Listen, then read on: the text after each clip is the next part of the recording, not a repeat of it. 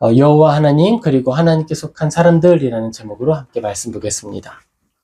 우리는 하나님을 굉장히 친밀하게 부르죠. 하나님은 당신을 우리에게 아주 친밀하게 전달해 주셨습니다. 이것은 우리가 하나님을 경배하고 영광을 돌릴 찬양의 제목이에요. 때로 사람들은 하나님의 전능하심과 높으심을 잊어버립니다. 이거는 사람이 죄가 많거나 미련하다기보다는 사람이 가진 한계예요. 어떻게 보면은 사람이 부패함으로부터 나타난 결과이기도 합니다. 사람이 잃어버린 어떤 것을 의미하는 거예요. 우리는 오늘 시편 68편을 같이 볼 텐데요. 이 시간을 통해서 시인이 고백하는 하나님을 묵상하고 하나님의 영광과 그의 높으심을 마음에 새기는 우리 모두 되기를 예수님의 이름으로 축복합니다. 또한 이렇게 영광 받기에 합당하신 하나님을 섬기는 일의 즐거움과 그 기쁨, 하나님께 속한 자녀가 얻는 유익과 풍성한 자유함을 향유하는 모든 성도님 되시길 예수님의 이름으로 축복합니다. 하나님은 왕이십니다. 그리고 창조주이십니다. 하나님은 모든 권위의 그 중심에 계신 분이에요. 그리고 근원이세요. 권위의 근원이다라고 하는 건 하나님이야말로 그 모든 권위의 시작점이 되신다라는 거예요. 우리가 권위에 대해서 조금 더 생각해 보죠. 권위는 하나님으로부터 나온 거예요. 그리고 아무것도 없는 중에 모든 것을 지으신 분으로부터 그 권위라는 개념도 시작하게 되었습니다. 하나님이 모든 것을 지으셨다는 이 말로부터 모든 피조물들은 그 출발점, 그 근원이 하나님께 있다라고 하는 그 마음을 가지게 되는 거예요. 나의 존재의 시작이 하나님 안에 있다라는 것입니다. 뿐만 아니라 이 모든 존재의 끝은 또 어디로 올라가게 될까요? 하나님께로 나아가게 됩니다.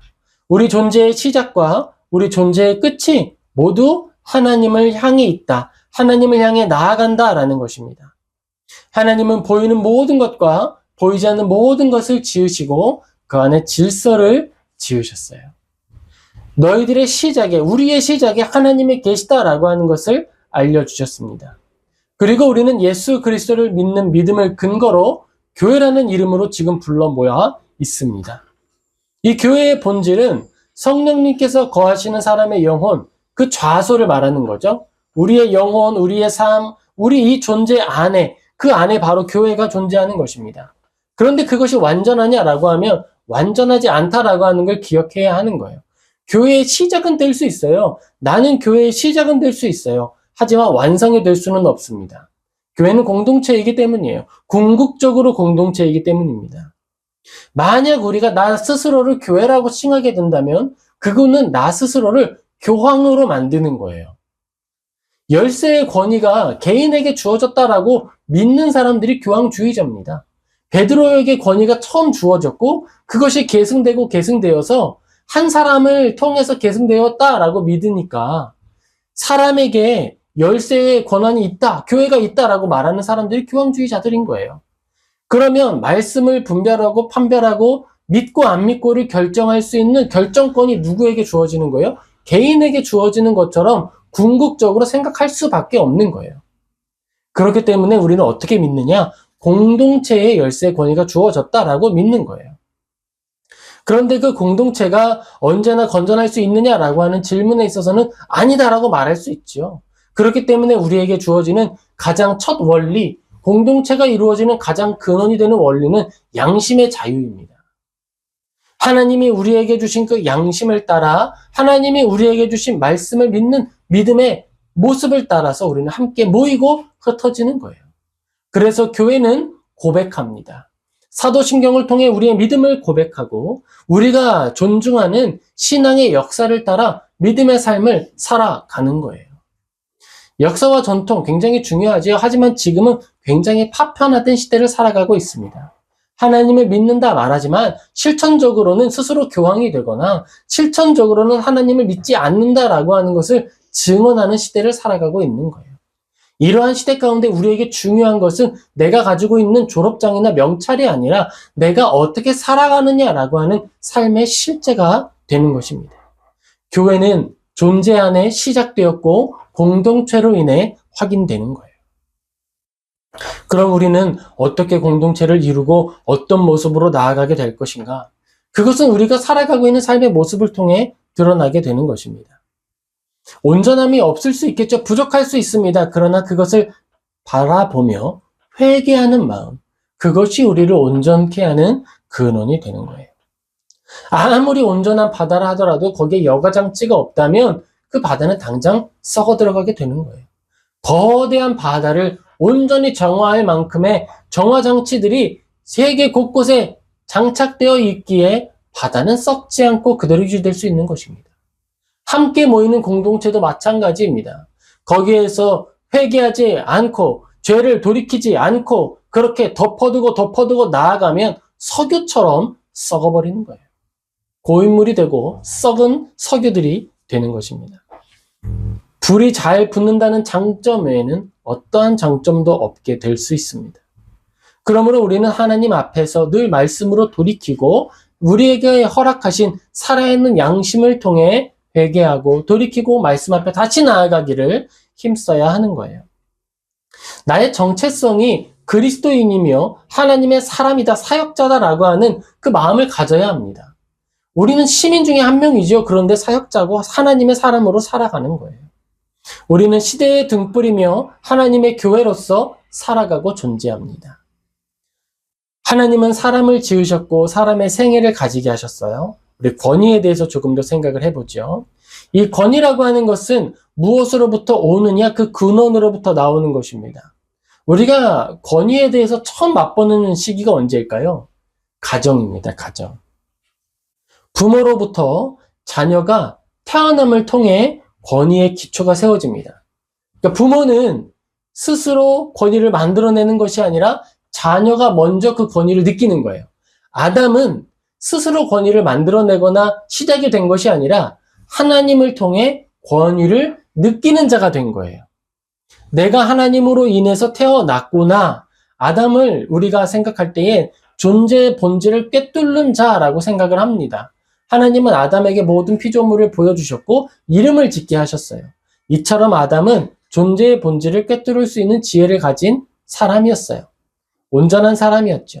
그는 자신을 바라보고 통찰하며 하나님으로부터 지어진 완전한 의존자라고 하는 것을 깨달았습니다. 사람은 스스로 존재하는 것이 아니라 하나님께 의존하는 존재로서 지어지게 된 거예요. 의존이다라고 하는 것이 우리 존재의 본질이다라는 것입니다. 하나님을 높이고 하나님께 영광 올린다라고 하는 것이 우리 존재의 본질입니다. 그런데 아담이 타락했을 때 이 본질을 잃어버렸어요. 나 스스로 높이기를 원하게 되었고 나의 부족함을 나 스스로가 채우기를 원하게 되었습니다. 나뭇잎으로 옷을 만든다라고 하는 것은 나 스스로 하나님 앞에 부끄럽지 않게 되기를 원한다라고 하는 욕망이 실현된 거예요. 하나님 앞에 나아갈 때 나 스스로 떳떳하고 싶다라고 말하는 거죠. 하지만 하나님은 아니었어요. 너는 나의 긍휼을 힘입어 떳떳하게 나아온다라고 하는 것이 벌거벗은 옷의 모습입니다. 우리가 벌거벗은 모습으로 하나님 앞에 나아가는 거예요. 언제나 그렇습니다. 지금 우리는 정장을 입고 하나님 앞에 나아갈까요? 아니죠. 언제나 우리는 하나님 앞에 벌거벗은 모습으로 나아가는 거예요. 그 모습 그대로 나아가는 거예요. 내가 여기에 무엇인가 덧칠하고 여기에 무엇인가 바르는 순간 그것은 회칠한 벽이 되는 거예요.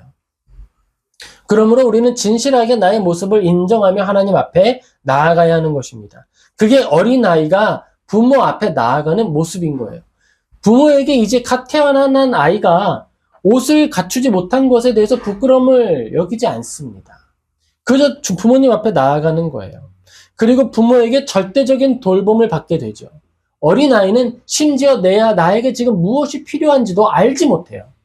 내가 지금 어떤 돌봄이 필요한지도 모르는 것이 갓 태어난 아이라고 하는 존재입니다. 그것을 하나님이 돌보시고 가르치시고 알려주십니다. 무엇을 하도록 알려주시죠? 그 자녀를 잉태하여 낳았을 때 돌볼 수 있도록 알려주시는 거예요. 이게 성도가 나아가야 할 모습이고 우리가 성장하는 형태입니다. 내가 언제나 돌봄을 받고 내가 언제나 돌봄을 소유하는 것이 아니라 성장하지 않는 갓난아이의 모습으로 있는 것이 아니라 우리가 하나님 안에서 성장하는 것은 이제는 다음 사람들을 섬기기 위한 통로로서 성장해야 한다라는 거예요. 이 섬김이라고 하는 것은 거꾸로 흐르지 않아요. 내리사랑이라고 합니다. 언제나 흘러갑니다. 하나님은 우리에게 언제나 공급하는 분이시고 우리는 그의 모습을 본받아 조금씩 성장하는 존재들이 되는 거예요. 그리고 이 성장은 우리 이웃을 향해 뻗어 나아가야 합니다. 하나님 앞에서 우리는 언제나 어린아이지요. 그런데 그 어린아이다라고 하는 모습이 교회 안에서의 언제나 같은 모습으로 있어서는 안 되는 거예요. 성장이 있어야 하고 성숙이 있어야 하고 이제는 우리가 우리의 이 아이들을 잉태해야 합니다. 믿음의 자녀들을 잉태해야 하는 거예요. 하나님이 사람을 지으셨다라고 하는 이 말씀으로부터 우리는 하나님에 대한 권위를 확인하게 됩니다. 그리고 하나님께서 우리에게 보여주신 모든 섬김을 통해 내가 마땅히 해야 할 일이 무엇인지 깨닫게 됩니다. 에베소서 6장 2절에는요. 이 약속이 있는 첫 계명에 대해서 기록하고 있습니다. 우리 같이 한번 읽겠습니다. 내 아버지와 어머니를 공경하라. 이것은 약속이 있는 첫 계명이니. 아멘. 하나님께서 10계명을 주셨는데 그 10계명 중에서 특별히 이 계명, 약속의 계명을 주셨습니다. 너의 부모님과 어머니를 공경하라. 이것이 약속이 있는 첫 계명이다 라고 이야기하셨습니다. 부모를 공경하라라고 하는 이 계명의 만큼은 너희들이 이 땅에서의 시간이 길리라 라고 하는 생명의 약속을 허락해 주신 거예요. 복을 주시는 계명은 이것 하나입니다. 이것은 우리의 생명이 하나님으로부터 왔기 때문이에요. 우리의 모든 것이 하나님으로부터 왔다라고 하는 것을 알기 때문입니다. 그리고 그것은 그 생명의 근원은 부모에게 위탁된 것이기 때문이에요. 이것은 우리의 육체적인 것이기도 하고 영적인 것이기도 합니다. 이제 장성하였으면 이제 우리가 복음을 전하고 이제 우리가 사람들을 초대하고 우리가 하나님 안에서 함께 나아가야 하는 거예요. 그리고 그들을 돌보고 그들을 섬겨야 하는 것입니다. 내가 어떤 섬김을 받았는지 기억해야 하는 거예요. 내가 어떤 사랑을 받았는지 기억해야 합니다. 내가 모든 것을 삼키는 블랙홀로서 존재하는 것이 아니라 이제 그 모든 것들을 다시 흘려보내는 거예요. 그런데 중요한 원칙이 있어요. 그것이 나에게 차올라서 흘러넘쳐야 되는 거예요. 그런데 그것을 내가 홀로 향유하고 그것을 족한 것으로 여겨 사유화시켜서는 안 되는 것입니다. 향유하여 흘려보내는 것과 사유화하는 것은 다른 거예요.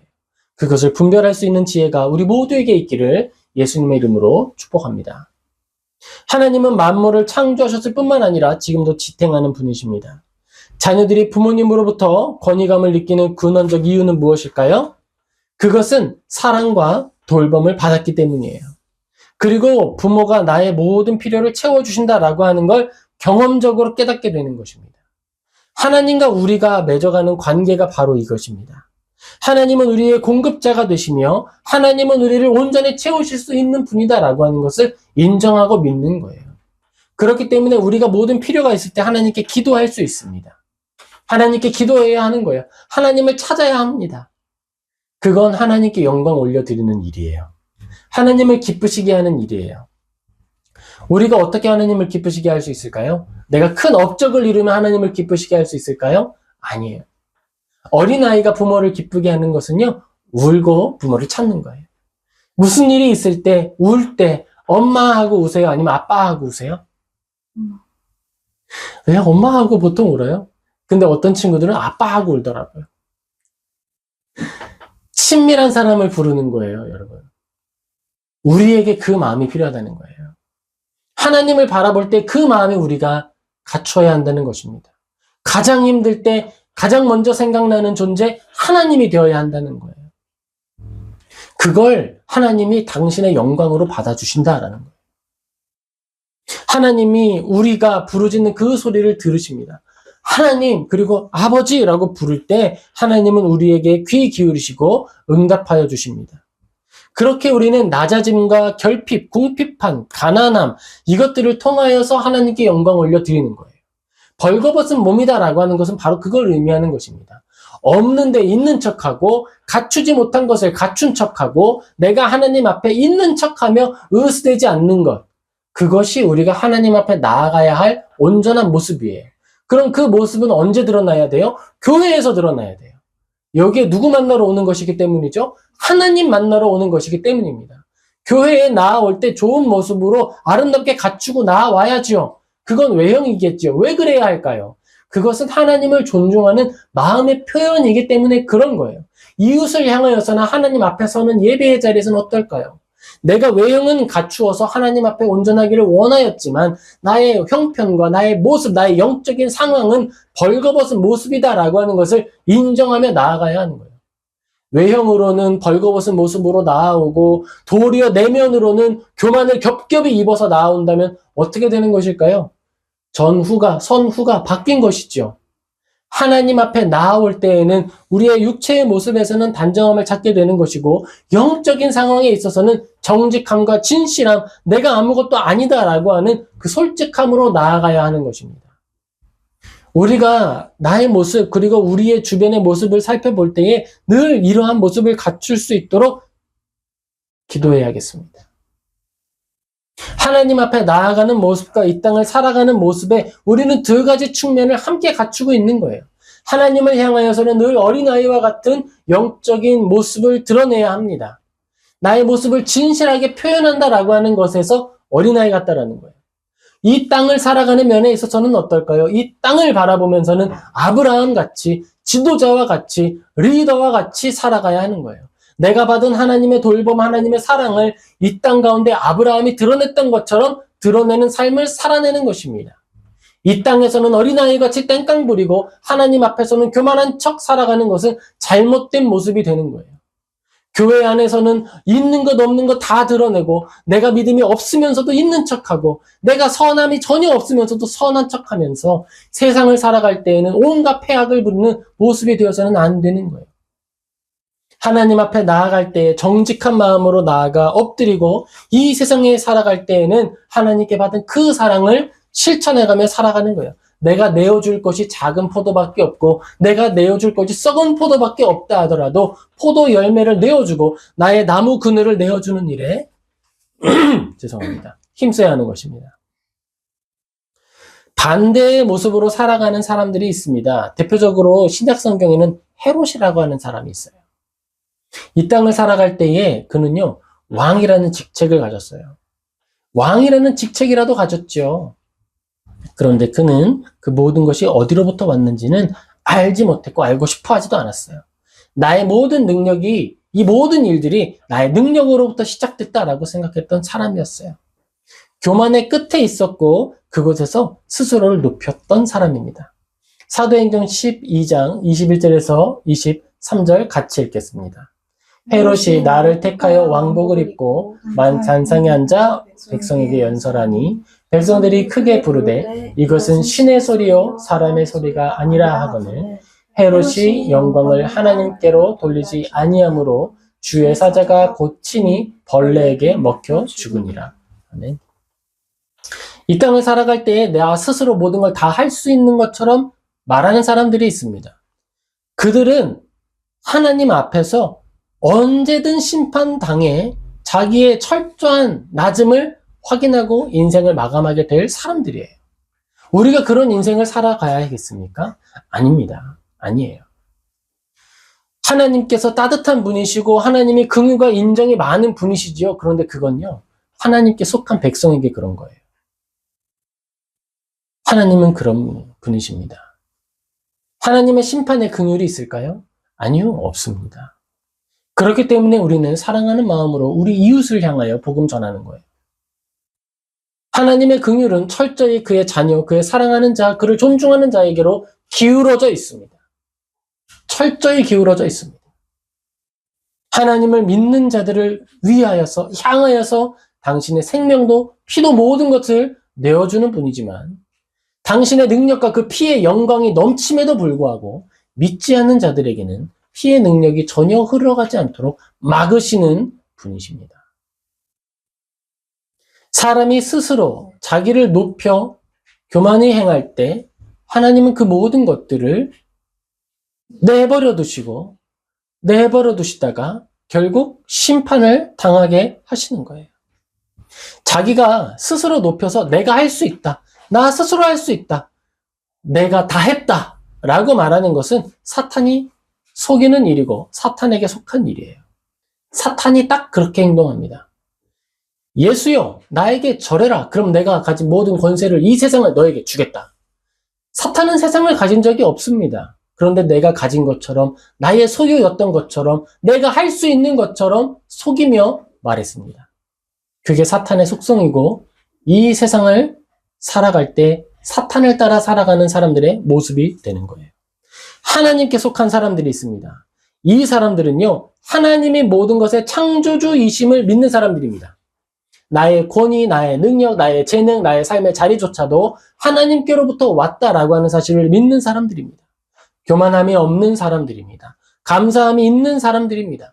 하나님을 향하여서는 어린아이와 같이 겸손하고 이 세상을 향하여서는 하나님의 형상과 같이 존귀 여김을 받으면서도 겸손히 살아가는 사람들을 말하는 거예요. 그들의 겸손은 만들어짐이 없는 겸손입니다. 왜냐하면 자기 인식으로부터 나온 겸손이기 때문에 그래요. 내가 아무것도 아니고 아무것도 할 수 없고 아무 능력도 없음을 철저하게 인지하고 있기 때문에 살아냈는데 그것을 사람들이 겸손이라고 말하는 거예요. 겸손은 내가 인지할 수 없어야 겸손입니다. 내가 인지하는 순간 그건 겸손이 아니에요. 우리가 거울을 보아야 내 얼굴을 알듯 이웃이 나를 겸손하게 볼 때에 우리는 그런 형상이 나에게 조금 묻어 있었나? 라고 깨달을 수 있는 거예요. 겸손은 나에게 묻어나는 것이지 내가 표현하는 게 아니에요. 표현한다라고 말하는 순간 나는 교만의 존재임을 드러내게 되는 것입니다.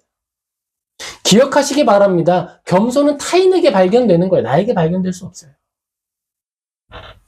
어떤 사람이 이렇게 말하더라고요. 권위라고 하는 것은 다른 사람이 권위 있다 여길 때 그에게 권위가 있는 것이다. 권위도 또한 발견되는 거예요. 그런데 한국은 좀 이상한 것 같아요. 권위를 부리려 들어요. 여러분, 권위를 부리는 자는 스스로 권위 없음을 나타내는 거예요. 권위라고 하는 것은 드러내는 것이 아니라 나타내는 거예요. 속성상 겸손과 똑같습니다. 겸손한 거예요. 살아내는 거예요. 나의 존재 인식을 드러내는 거예요. 그의 영광과 명예 그리고 그가 가지고 있는 권위는 어떻게 드러날까요? 내가 실제로 능력 있는 삶을 살아내는 거예요. 내가 나의 삶을 살아낼 때에 내가 있는 것처럼 뻣뻣하게 목을 곧대고 살아가는 것이 아니라 내가 이 일을 하는 일이 당연하다. 내가 이 일을 하도록 지음받았다. 내가 이 일을 위하여 태어났다라고 하는 것을 인지하고 인정하며 살아낼 때 그에게 권위가 생기는 거예요. 자, 이 분야의 권위자이십니다. 그러면 그의 모습 우리가 이미지를 하면 어떻죠? 일단 저는 머리가 하얀 분이 떠올라요. 권위 있는 자입니다. 라고 하면 머리가 하얀 분이 떠오르고요. 그분은요, 나와서 인사하면 어딘가 어리숙한 거죠. 이렇게 나와서 막 젠틀한 모습 있으면 좋겠지만 과학의 권위자 누구이십니다. 그러면 나오면은 뭐든가 좀 부족해 보여요. 그런데 그 부족한 모습이 오히려 뭘 더 드러내죠? 그의 탁월함을 드러내는 통로처럼 여겨지게 되는 거예요. 아내는 그런 걸 너듬이라고 표현하는 것 같아요. 내가 나를 드러내고 나를 자랑하는 데에 출중한 사람들이 있습니다. 그에게는 뭐가 없을까요? 실력이 없을 수 있어요. 왜냐하면 권위라고 하는 것과 그에게 있어서 어떤 것이 장점으로 드러나기 위해서는 거기에 전심전력하여서 다른 것에는 관심을 둘 수도 없고 귀 기울일 수도 없었다라고 하는 흔적들이 나타나게 되어 있거든요. 내가 거기에 정말 빠져 있고 내가 거기에 정말 미쳐 있다면 그에게는 모자람이 드러나게 되어 있습니다. 왜냐하면 거기에 전심전력하고 있거든요. 다른 것에는 생각도 할 수 없을 만큼의 여유가 없거든요. 하나님 안에서 하나님의 뒤를 따라 걸어가는 사람들은 하나님 안에서 나를 발견하는 사람들이에요. 다윗을 한번 또 생각을 해볼까요? 다윗은 왕의 권위를 내세우지 않았다라고 하는 것을 계속 강조하고 있습니다. 매번 반복하고 있습니다. 그는 왕의 권위를 어떻게 하면 잘 드러낼 수 있을까 해서 방에 거울방을 만들어 놓고 연습하지 않았어요. 손은 이렇게 뻗는 게 왕의 모습일까? 아니면은 여봐라 이렇게 말하는 게 권위 있는 모습일까? 할렐루야라고 말하면은 전능해 보일까? 이런 생각하지 않았어요. 그저 왕으로서 왕의 역할에 어떻게 하면 충실할 수 있을까? 하나님의 종으로서의 왕은 어떤 모습이어야 하는가? 하나님의 법궤가 들어올 때 왕은 어떤 모습으로 맞이해야 하는가? 그것들을 고민하는 거예요. 다윗이 생각할 때 왕으로서 하나님의 법궤를 맞이하는 가장 올바른 태도는 팬티 한 장 입고 법궤 앞에서 춤추는 거였어요. 나 스스로를 치장하지 않고 하나님 앞에 나아가서 권위 부리지 않고 왕의 존재 그 모든 것을 들여 경배하는 것이었습니다. 그것이 왕에게 합당한 모습이었어요. 그게 결정이었어요. 그게 그의 결정이었어요. 우리는 하나님 앞에 그렇게 나아가는 거예요. 우리가 하나님의 모습 앞에, 하나님의 임재 앞에 어떻게 나아갈 것인가? 어떤 옷을 입고 나아갈 것인가? 외형에 있어서는 단정함이 있어야겠고, 하나님 앞에 나아가는 마음에 있어서는 팬티 한 장 입고 나아갔던 다윗의 순수함이 있어야 하는 것이죠. 하나님 도와주세요. 하나님 안아주세요. 하나님의 사랑이 필요합니다. 하나님의 능력이 필요합니다. 하나님의 말씀이 나의 소망입니다. 나의 양식입니다. 라고 하는 고백이 있어야겠습니다. 이 땅을 살아가고 이 땅을 향해 나아갈 때는 어떨까요? 나는 이것을 위하여 지음받은 존재입니다. 아브라함이 말하지요. 나는 여러분 중에 나그네입니다. 거류민입니다. 혹시라도 내가 저 밭을 살 수 있을까요? 막벨라 굴이라고 하는 굴이 있던데 그 밭을 제가 좀 살 수 있겠습니까? 당신은 주인이시고 이 땅을 다스리는 분이십니다. 누구에게든지 그것을 원한다라고 말하시면 그냥 드릴 겁니다. 아니요. 저는 값을 치르고 사겠습니다. 마땅한 도리를 따라 살아가기를 힘쓰는 거예요. 그랬더니 주변 사람들을 통해 아브라함의 권위가 발견되었습니다. 스스로 권위를 부린 것이 아니라 권위가 발견되고 있지 않습니까? 그리고 또 하나 발견되는 것이 있지요. 겸손함이 발견되고 있지 않습니까? 당신은 하나님이 세운 우리의 주인이시고 지도자입니다. 그 고백으로부터 아브라함의 겸손이 드러나고 묻어나게 되는 거예요. 우리가 이 땅을 살아가는 태도와 모습이 그런 것입니다. 권위를 부리는 자, 권위를 내세워서 다른 사람을 누르는 자, 내가 권위가 있다라고 착각하여서 법을 뒤틀고 하나님의 말씀의 대적자가 되어서 이상한 말들로 하나님을 억압하는 자, 거짓말로 장식구를 만들고 하나님을 대적하는 자, 내가 다 했어 라고 하는 생각 가운데서 교만하게 살아가는 자, 그런 사람이 되어서는 안 되는 것이죠. 하나님의 말씀 앞에서 우리는 늘 진실하게 마음의 소원을 아뢰고 도움을 구하는 거예요. 그리고 하나님이 나를 인내하시고 나를 사랑하시고 나를 돌보아 주셨던 것 같이 우리 이웃을 향하여서 하나님의 사랑을 전하고 하나님의 말씀을 전하고 또 나에게 주신 지음받은 형상을 따라 그저 살아내는 거예요. 내가 이것을 좋아하고 잘하게 만드셨어? 그러니까 나는 이 일을 하며 살다가 죽는 거야. 이게 돈이 될 수도 있고 안 될 수도 있겠죠. 이게 자랑이 될 수도 있고 안 될 수도 있겠죠. 바울이 제일 잘하는 게 뭐였을까요? 복음 전하는 거였어요. 어쩌면 매맞는 일이었을지도 몰라요. 40에서 하나 감한매를 3번이나 맞았어. 그것을 가지고 자랑 삼고 그것을 가지고 능력 삼고 그렇게 걸어갔습니다. 그리고 그 결말은 결국 죽는 거였어요. 복음을 위하여서. 우리가 가지고 있는 인생은 하나님이 지은 그 모습대로 살아가게 되어 있는 것입니다. 그 모든 과정 가운데에서 내가 그 일을 위하여 지음 받았다라고 하는 소명인식과 그 의식이 필요한 거예요. 이 모습이 없으면 헛된 권위 부리다가 지옥불에 빠지는 자가 되는 것입니다. 헛된 명예 추구하다가 그저 죽는 자가 되는 것입니다.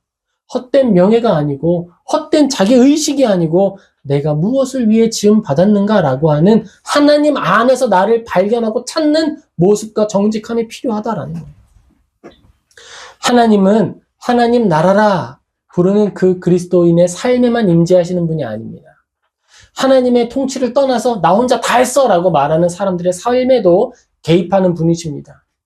그가 교만의 극치에 다다랐을 때 그를 치셔서 그를 멸망케 하셔서 당신의 영광을 회수하는 분이십니다.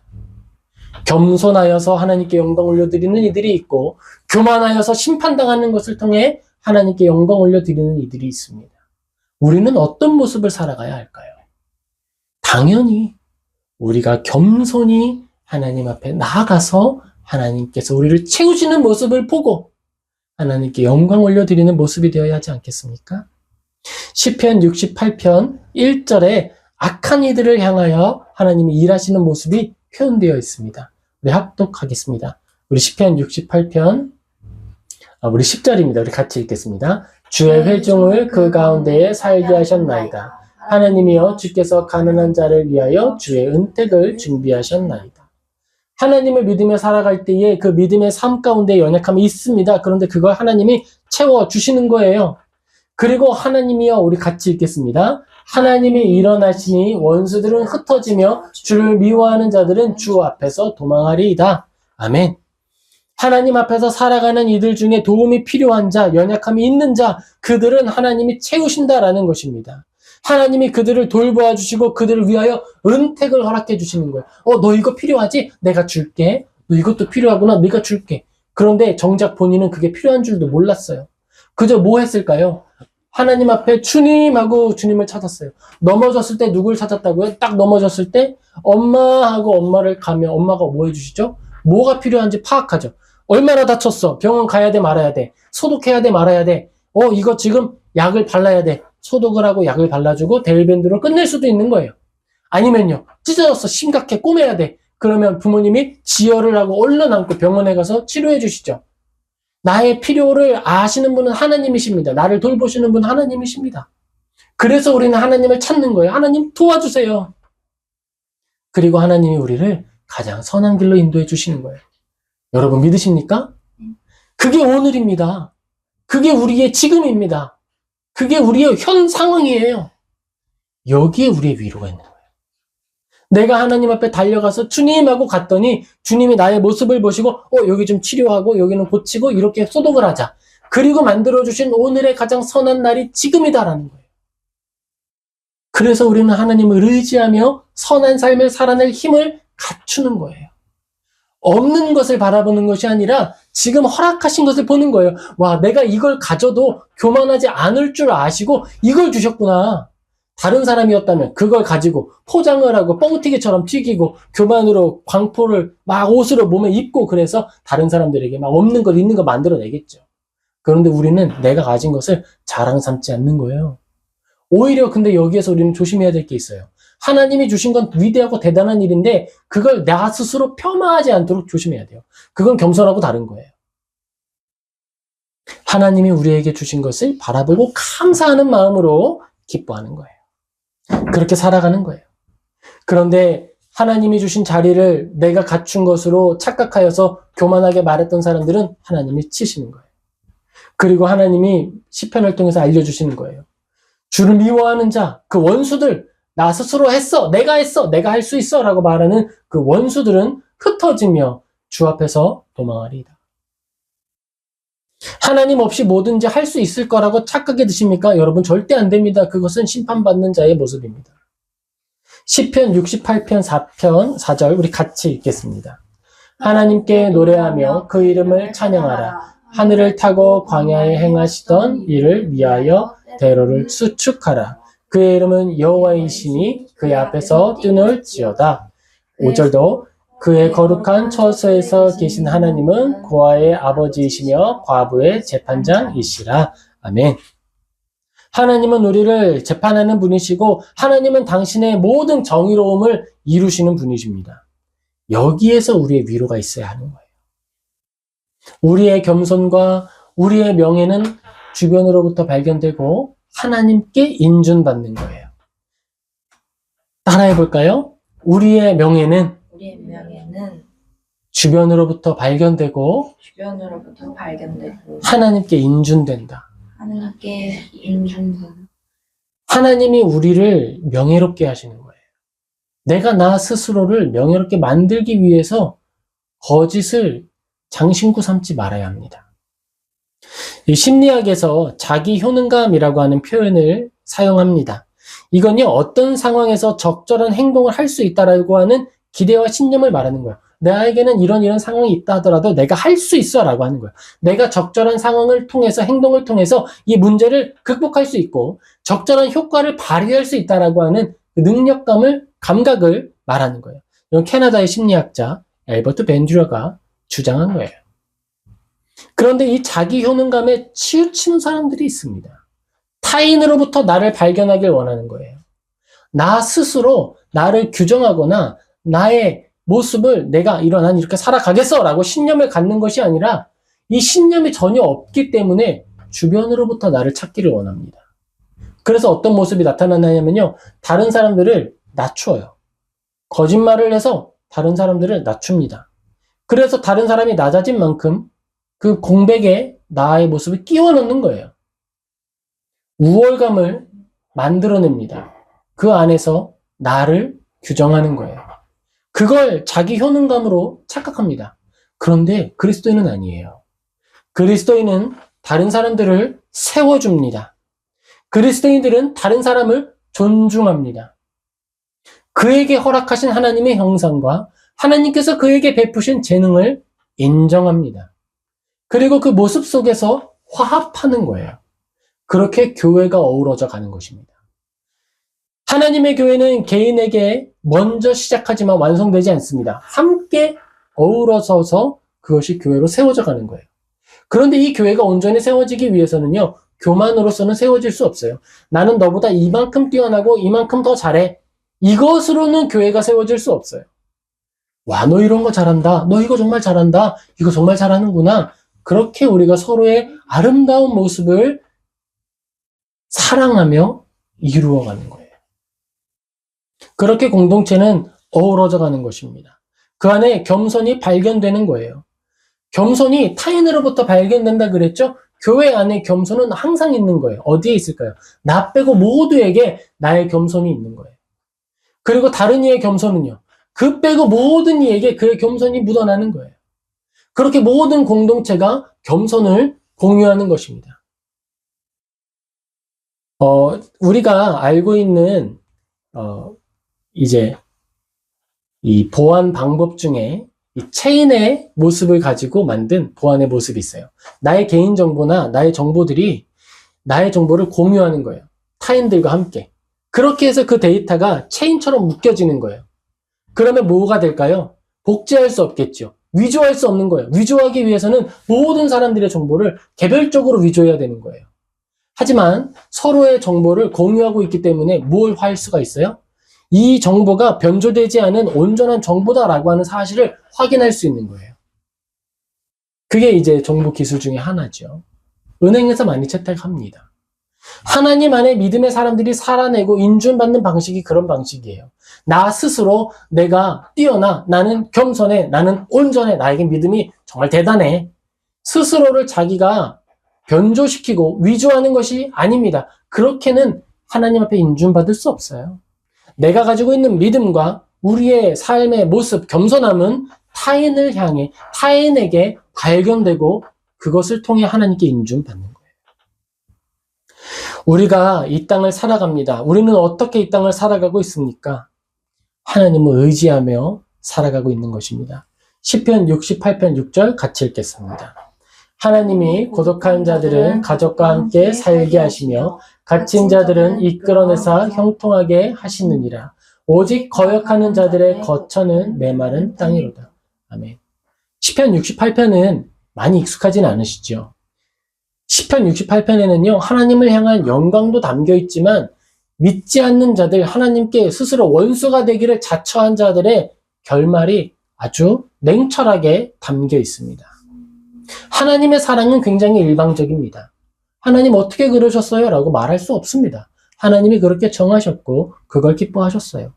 그게 법관으로서의 하나님의 결정이십니다. 하나님을 따르는 자, 하나님을 따라 걸어가는 자들은 어떤 모습이 되는 것 같아요? 갇힌 자들이 되는 것 같아요. 그런데 그들은 결국 형통합니다. 그것이 형통의 길입니다. 교만한 자, 스스로 할 수 있을 것처럼 말하는 자, 그들은 어떻게 될까요? 결국 메마른 땅에서 홀로 걸어가다가 그렇게 멸망으로 나아가게 되는 거예요. 오늘 우리가 하나님 앞에 나아갑시다. 그리고 하나님을 인정합시다. 하나님, 나 못하겠어요. 하나님 도와주세요. 하나님이 다 하실 수 있잖아요. 하나님, 나에게 가장 필요한 게 뭔지 알려주세요. 주님을 의지하는 모든 성도님 되시길 예수님의 이름으로 축복합니다. 우리 말씀을 기억하며 몇 가지 교훈을 마음에 새기겠습니다. 먼저 우리가 기억할 것은요, 하나님이 창조주라고 하는 사실을 믿으시기 바랍니다. 우리의 오늘이 가장 선한 하나님의 선물이고 우리에게 주신 가장 즐거운 위로입니다. 둘째로 우리가 기억해야 할 것은요, 하나님께서 선한 자들을 지탱하신다라고 하는 것을 믿으시기 바랍니다. 하나님이 선한 이들을 지탱하신다라고 하는 걸 믿기 때문에 우리는 손해가 되더라도 선한 삶을 살아갈 수 있는 거예요. 종이는요, 금방 뚫을 수 있죠. 그런데 그 종이가 대들보. 그 종이가 벽에 붙어 있다면 어떨까요? 뚫립니까? 뚫리지 않습니다. 종이가 위대해서가 아니라 종이 뒤를 받치고 있는 벽이 단단하기 때문이죠. 우리도 그렇습니다. 우리는 종이 한 장과 같은 거예요. 얼마든지 찢기고 뚫릴 수 있습니다. 그러나 우리가 하나님께 다 붙어 있는 한 우리는 결코 훼손되지 않음을 믿으시기 바랍니다. 마지막으로 우리가 기억할 것은요, 하나님이 인준하시고 책임지시는 분이시다라고 하는 것을 믿으시기 바랍니다. 하나님이 우리를 발견하셨고 이제 우리를 책임지시는 거예요. 하나님이 우리를 낳으셨으니 낳으신 우리의 부모님께서 우리를 책임져 주신다라는 것입니다. 하나님을 의지하고 하나님을 더 사랑하며 나아가는 믿음의 사람들 되시기를 예수님의 이름으로 축복합니다. 아멘. 기도하겠습니다.